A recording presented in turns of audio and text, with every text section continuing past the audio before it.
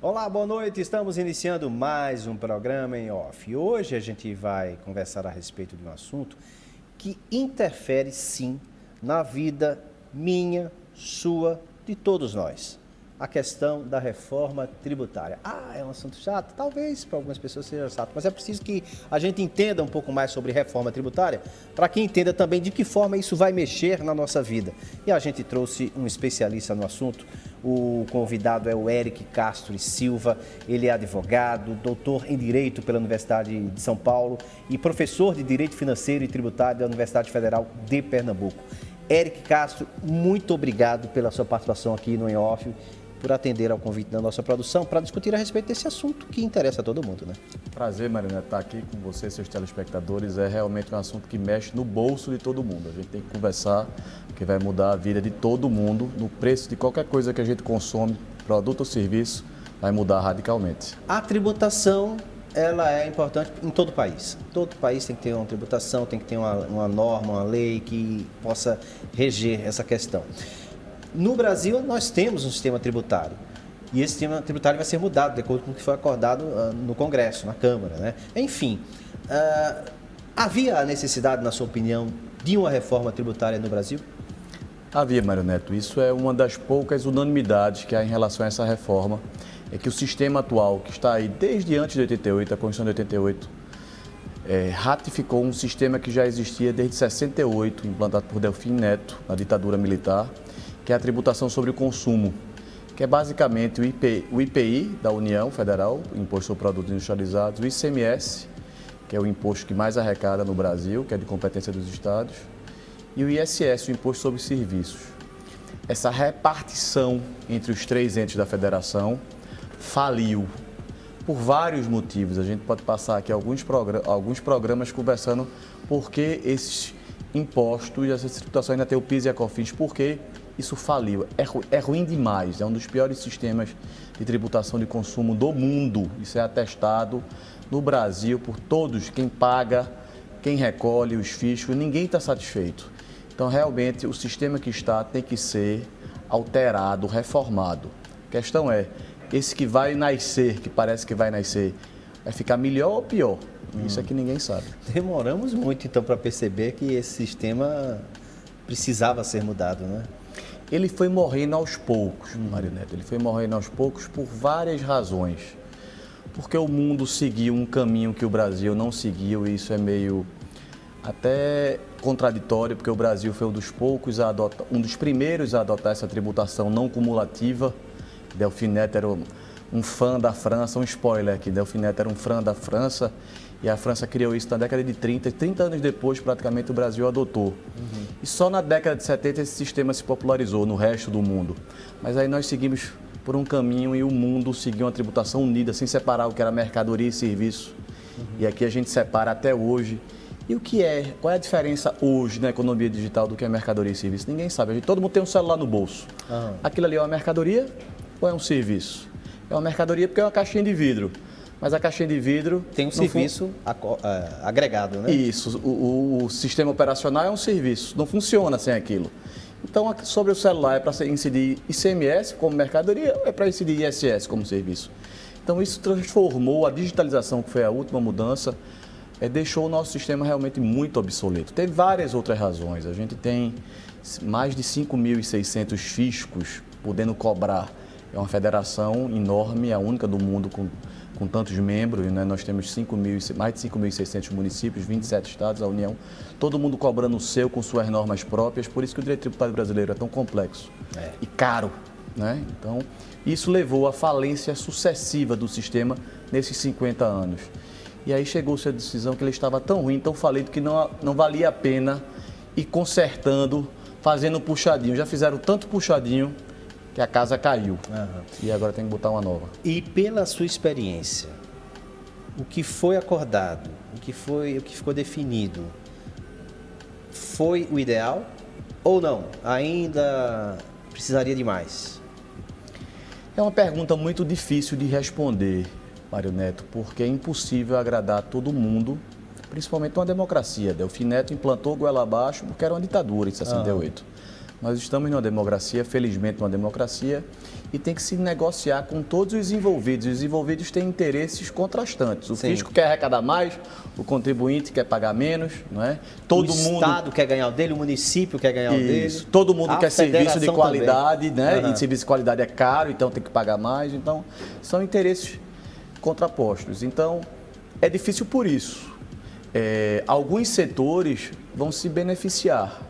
O setor da indústria, acredito que se beneficie muito, porque hoje é extremamente onerado com o ICMS e o IPI, não é? E paga uma carga muito mais alta do que o setor de serviço. Então, o que vai acontecer é que o setor de serviço, que hoje paga uma alíquota de até 5%, a alíquota mais alta é 5%, vai para uma alíquota muito mais alta, 3, 4 vezes mais alta, até 5 vezes mais alta. Ainda está se discutindo, ninguém sabe qual é o valor dessa alíquota efetiva. Então, o setor de serviço vai ser muito mais onerado do que o comércio e a indústria. Aí se pergunta, sim, mas isso é justo? É difícil de justificar, porque eu sou prestador de serviço, eu vou pagar mais. Mas também hoje, o que é que justifica eu pagar 5 e o comerciante e o industrial pagar 18? Então, esses critérios de justiça são sempre mais complicados, porque a gente entra numa subjetividade muito grande. Eu me lembrei agora de outra questão que vem desde a época em que, eu me lembro, na época, Eduardo Campos, candidato à presidência, não chegou a participar da eleição por conta daquele acidente, mas ele falava numa discussão nacional em relação à questão dos impostos, né? Porque hoje a maior parte dos impostos é concentrado no setor federal, para o governo federal. E aí vem os estados e os municípios com a menor parte, que o que se discutia deveria ser invertida essa pirâmide, porque é nos municípios onde está a população, onde estão os serviços, enfim. Qual a sua opinião em relação a isso, né? Você lembrou muito bem, Marineto. Isso era a questão do Pacto Federativo. Pacto Federativo. Era a expressão que se usava muito. E é exatamente o pacto, que é uma federação. São 3 entes autônomos convivendo dentro do território brasileiro. A União, lá em Brasília, os estados, aqui em Pernambuco e os outros 26, e os 5.600 municípios. Então, cada um deles tem autonomia, é o que caracteriza a federação. Então, o Pacto Federativo é para todos serem autônomos de verdade e cada um tem que ter dinheiro. Todo mundo sabe que só é autônomo quem tem dinheiro. E o dinheiro dos entes públicos vem dos tributos, dos impostos. Então, havia essa rediscussão, e o ex-governador Eduardo Campos capitaneava isso muito bem, porque era ouvido no âmbito nacional, assim como Armando Monteiro é um grande nome que está capitaneando essa questão da reforma tributária agora, nesse sentido de que tinha que haver essa rediscussão, essa repactação, essa redivisão. A questão é possível mudar essas regras do jogo dentro da regra do jogo maior, que é a Constituição que foi desenhada em 88 e estabelece um regramento bem rígido, que em muitos casos não pode ser alterado, que é o que se chama de cláusulas pétreas, cláusulas escritas na pedra que não podem ser alteradas.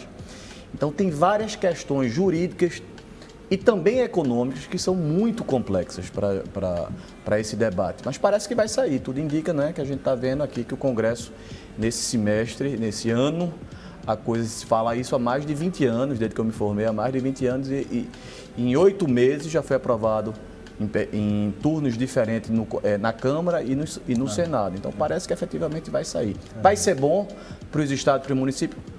Depende do estado, depende do município, né? Tudo vai ser muito complexo. Todo mundo tem que fazer suas contas. Os estados, os municípios e a União e o contribuinte. O contribuinte tem que fazer sua conta também. E aí você tocou numa questão interessante, que quem está em casa quer saber também em que isso vai interferir na minha vida, no meu dia a dia, né? Então, assim, o que é que muda? O que é que está pactuado aí nessa questão da reforma tributária no Brasil? Muda a vida de todo mundo, Mário Neto. De todo mundo, porque todo mundo compra uma mercadoria ou um serviço. A gente come todos os dias mercadorias que têm esses impostos que a gente está falando aqui. Todo mundo consome um serviço de salão de beleza, de telefone, de transporte. Tudo isso é impactado. Então, as pessoas consomem no Brasil sem saber. Isso é outro problema. Não tem transparência, porque até hoje, com esse sistema que está falido, a gente não consegue saber no quilo de feijão que a gente compra, quanto de imposto tem. É um sistema tão maluco, tão velho e tão falido, que ninguém consegue fazer o cálculo de quanto de tributo incide naquele produto ou naquele serviço. Então, uma das razões para cá vai se tentar alterar isso, para quando vier na nota fiscal, você saber exatamente. E aí as pessoas vão se surpreender, espera que o cidadão vire um cidadão contribuinte, que ele vai, poxa, eu estou pagando isso, tanto de tributo, e esse dinheiro não está voltando. Então, é uma das razões políticas pela qual quer se mudar o sistema. Então, vai mudar a vida de todo mundo. É o que se chama de contribuinte de fato, é quem suporta, e todos nós somos consumidores. Quem paga a conta é o consumidor. Sim. Quem efetivamente calcula são os contribuintes que vão lá e arrecadam. Calculam e arrecadam, levam e dão o dinheiro para o Estado. Esses já começaram a fazer a conta.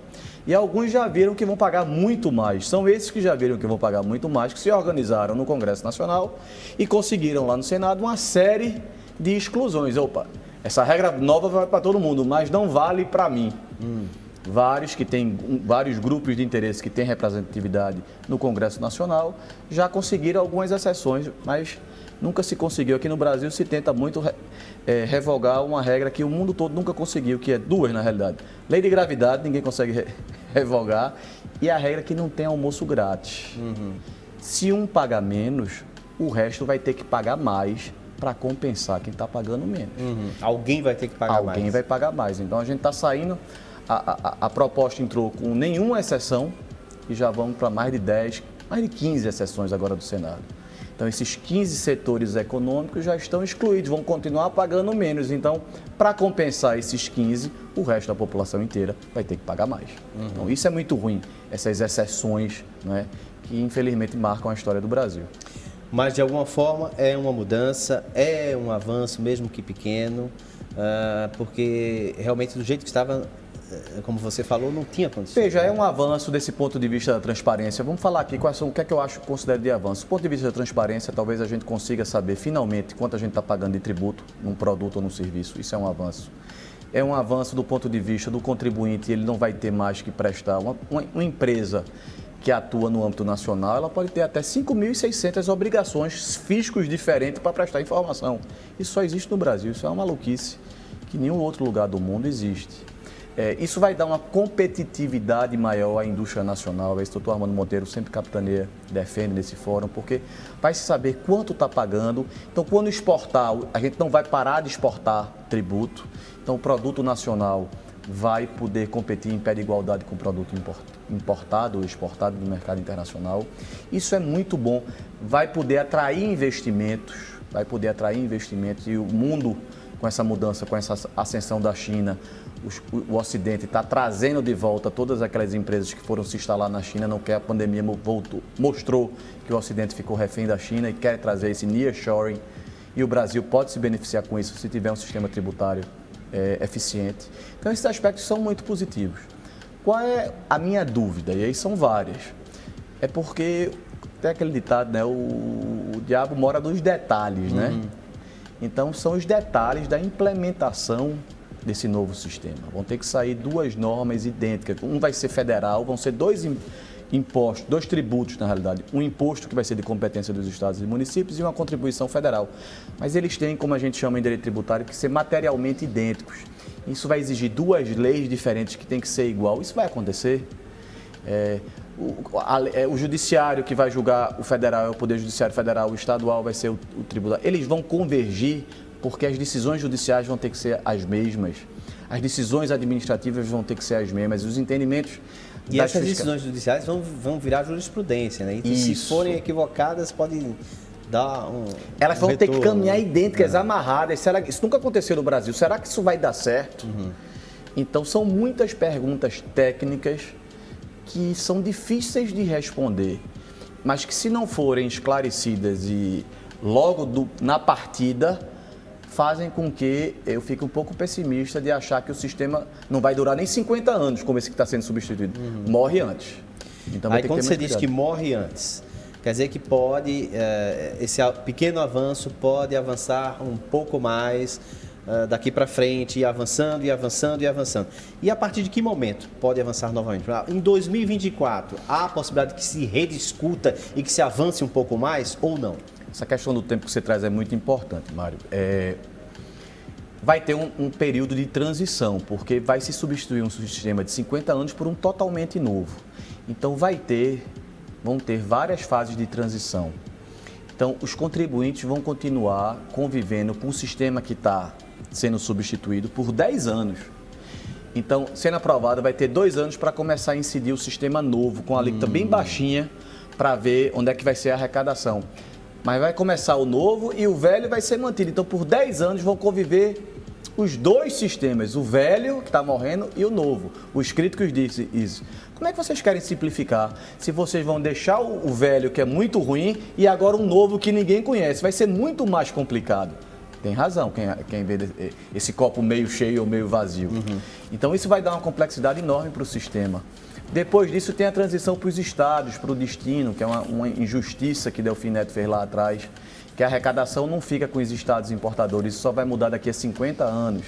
Então, são vários detalhes que tornam um assunto muito complexo, com um prazo muito grande, e aí as instituições têm que funcionar muito bem, e as instituições que eu estou falando aqui é o executivo, que é quem cobra, o legislativo, que vai ter que legislar muito bem, com muito detalhe, com muita competência, um sistema todo novo, e o judiciário, que é quem dá a última palavra.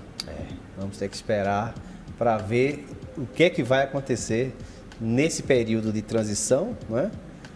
As adaptações e depois como evoluir. E eu já vou deixar para você a pergunta que a gente vai responder no segundo bloco. Diante disso tudo, vamos ter um período de transição, e o que é que você acha que deve ser ideal para a gente conviver bem nesse período de transição e até lá na frente avançar? Em que deveríamos avançar lá na frente, depois da nova reforma estar valendo, para que o Brasil se iguale ao mundo nessa questão tributária? Essa aí vai ficar para a segunda fase, no segundo bloco, para que as pessoas acompanhem aqui com a gente, porque agora a gente vai falar sobre um outro tipo de mudança, mas é uma mudança que pode acontecer na sua empresa, mudança energética. A gente vai falar sobre a primeira comercializadora de energia da região Nordeste, a Croma Energia, que tem mais de 15 anos de atuação no mercado. Nasceu em 2008, foi idealizada pelo CEO Rodrigo Mello, atual CEO, e tem uma visão moderna, tem uma visão aplicada à gestão, à comercialização e à geração de energia.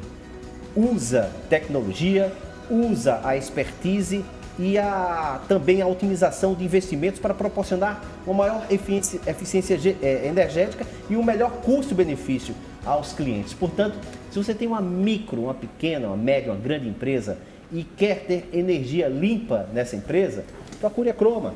O telefone está aqui no nosso vídeo, a equipe está pronta para conversar com você, tirar suas dúvidas. A Croma Energia, que tem a energia limpa e pode lhe ajudar a evoluir também nessa questão. Vamos agora ao intervalo. Daqui a pouco a gente volta no Em Off de hoje.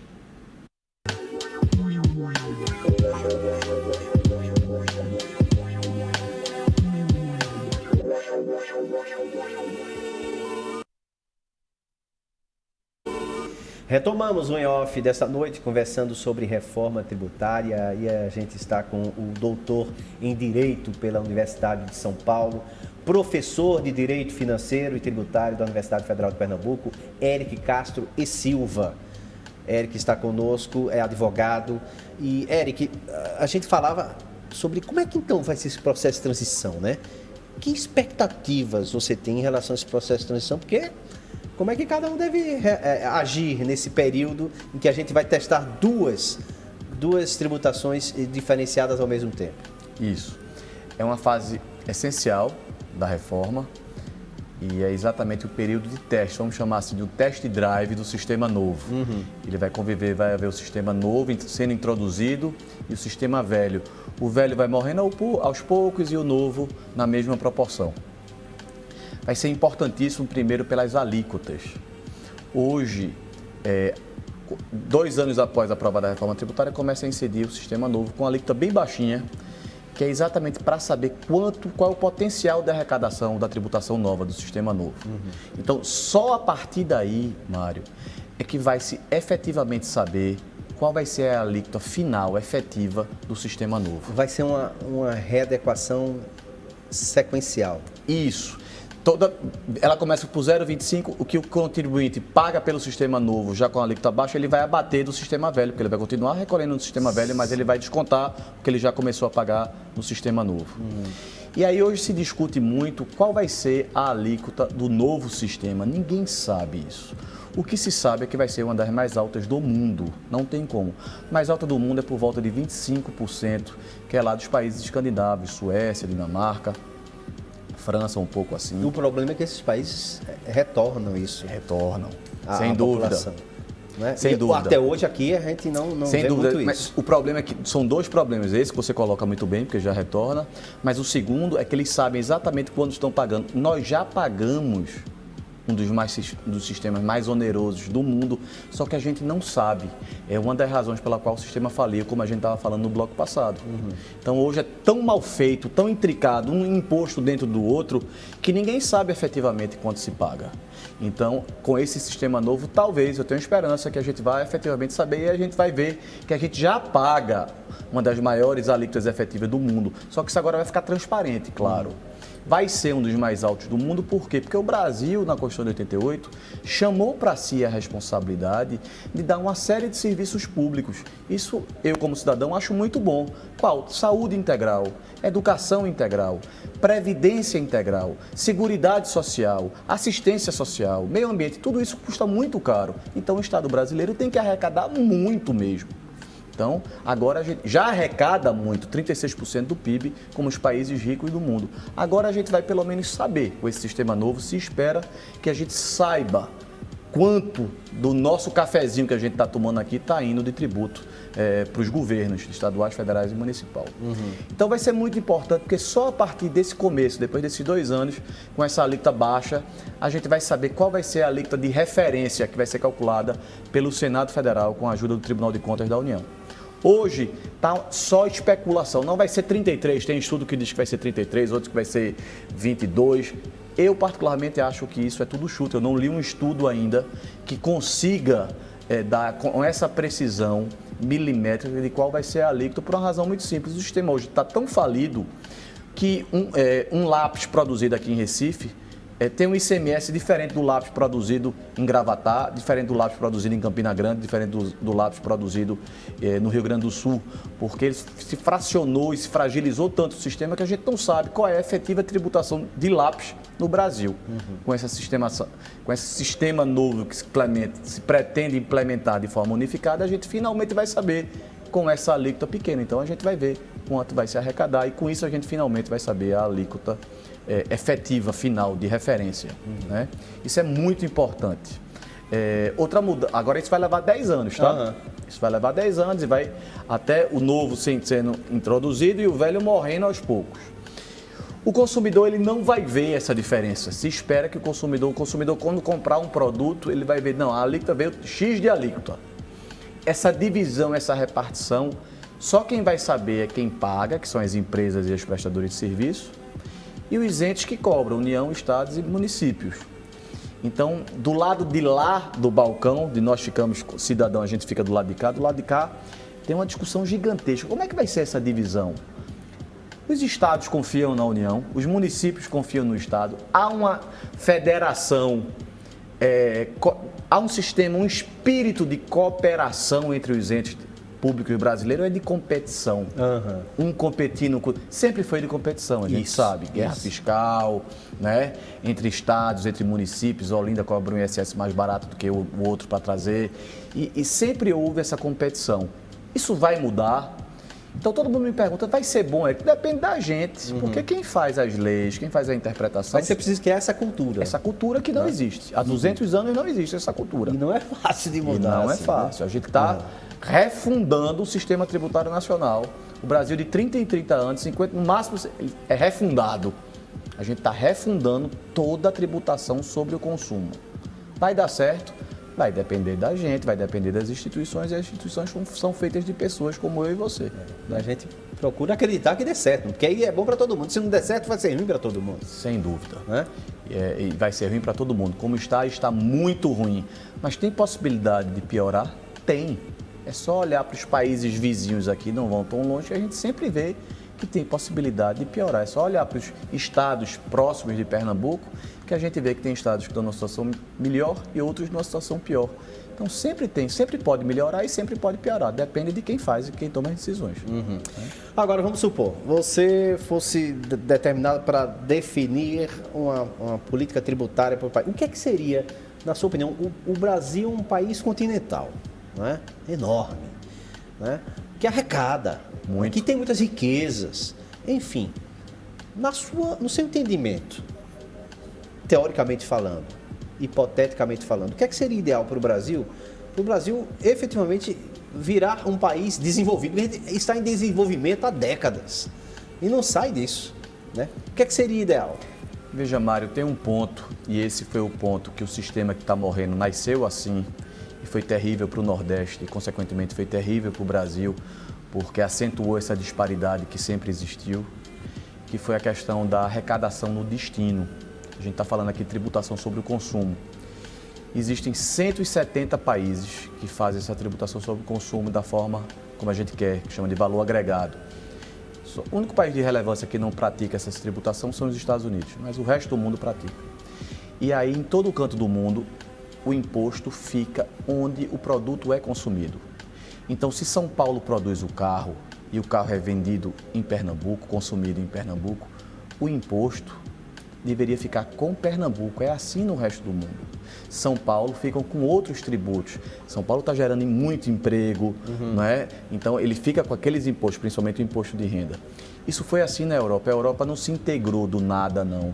Eles tiveram muita guerra ao longo de milênios e ele viu que a melhor forma de se integrar era diminuir a desigualdade. E lá eles usaram esse imposto que a gente quer fazer aqui dessa forma. Portugal não produz nada, é um país pobre, mas desde que entrou na União Europeia, tudo que consome que vem da Alemanha, os produtos alemães, o imposto fica com Portugal. Isso cria incentivo, né? E aí gira a roda da economia, claro, né? E entra dinheiro, exatamente o que você está dizendo. Aqui a gente não fez isso. Então só agora vai ser no destino, mas vai ter um prazo de transição de 50 anos. 50 anos? 50 Meu anos Deus, para não isso. Estarei aqui. Acho que, nós provavelmente não estarei Então, aqui. o que no resto do mundo já existe há 50 anos, para o Nordeste só vai demorar 100 anos. Então, mas foi o preço que teve que se pagar pela democracia, porque senão os congressistas do Sul não aceitavam. Vamos acompanhar então, enquanto a gente puder acompanhar, né, essa questão. Até velhinho não vai faltar emoção Isso, na nossa verdade. velhice. Éric Castro Silva, muito obrigado pela sua participação aqui no Em-Off. A conversa foi tão boa que a gente já zerou o cronômetro ali do tempo. Tá vendo você? Prazer estar aqui, Mário. Muito obrigado pelo convite. A gente agradece ao advogado, doutor em Direito pela USP, que conversou conosco. Agradecemos também a você que esteve até esse momento acompanhando essa conversa. Uma boa noite e até o próximo Em-Off.